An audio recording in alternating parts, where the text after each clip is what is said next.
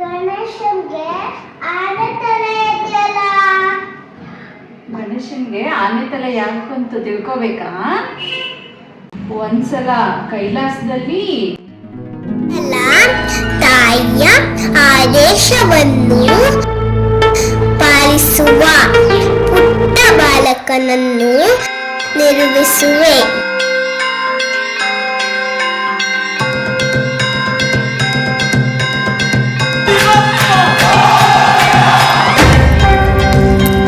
ಪ್ರಣಾಮಗಳು ಮಾತೆ. ಮಗು, ನಾನು ಸ್ನಾನ ಮಾಡಿಕೊಂಡು ಬರುತ್ತೇನೆ. ನನ್ನನ್ನು ಕೇಳದೆ ಯಾರನ್ನು ಒಳಗ್ಬಿಡಬೇಡ. ಆಗಲಿ ಮಾತೆ, ನಿಮ್ಮ ಆದೇಶವನ್ನು ಪಾಲಿಸುತ್ತೇನೆ.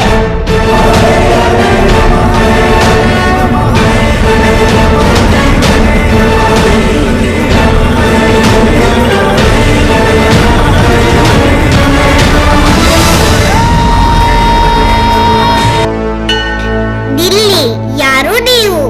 ನಮ್ಮ ತಾಯಿಯ ಅನುಮತಿ ಇಲ್ಲದೆ ನಿಮ್ಮನ್ನು ಒಳಗೆ ಬಿಡೋದಿಲ್ಲ.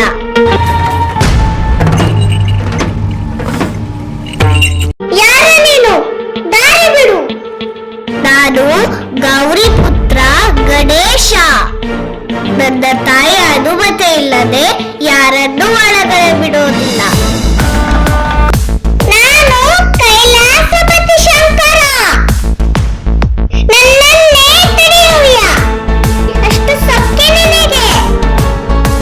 ಸಾಧ್ಯವಿಲ್ಲ.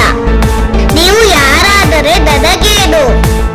ನನ್ನ ತಾಯಿಯ ಅನುಮತಿ ಇಲ್ಲದೆ ಯಾರನ್ನೂ ಒಳಗಡೆ ಬಿಡುವುದಿಲ್ಲ. ಸಾಕು ಮಾಡು, ದಾರಿ ಬಿಡು. ನನಗೆ ಆದೇಶ ನೀಡಲು ನೀವ್ಯಾರು?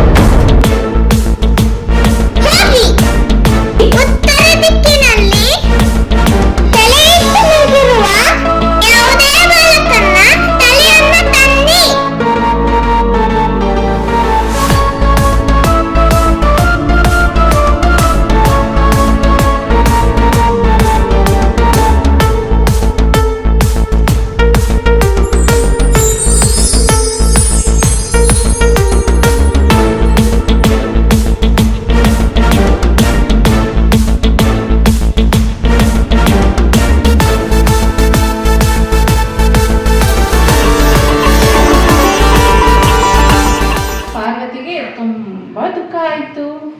ಆಗ ಏನಾದ್ರೂ ಮಾಡಿ ನನ್ನ ಮಗನ್ನ ಜೀವಂತ ಮಾಡಿ ಅಂತ ಆದೇಶ ಮಾಡಿದ್ಲು. ಉತ್ತರ ದಿಕ್ಕಿನಲ್ಲಿ ಯಾವುದೇ ಬಾಲಕನ ತಲೆ ಸಿಗ್ಲಿಲ್ಲ. ಆಗ ಆನೆ ತಲೆ ಸಿಕ್ತು. ಆಗ ಆನೆ ತಲೆ ತಂದು ಶಿವ ಗಣೇಶನಿಗಿಟ್ಟು ಗಣೇಶನ್ಗೆ ಜೀವದಾನ ಮಾಡಿದರು. ಕತೆ ಇಷ್ಟ ಆಯ್ತಾ?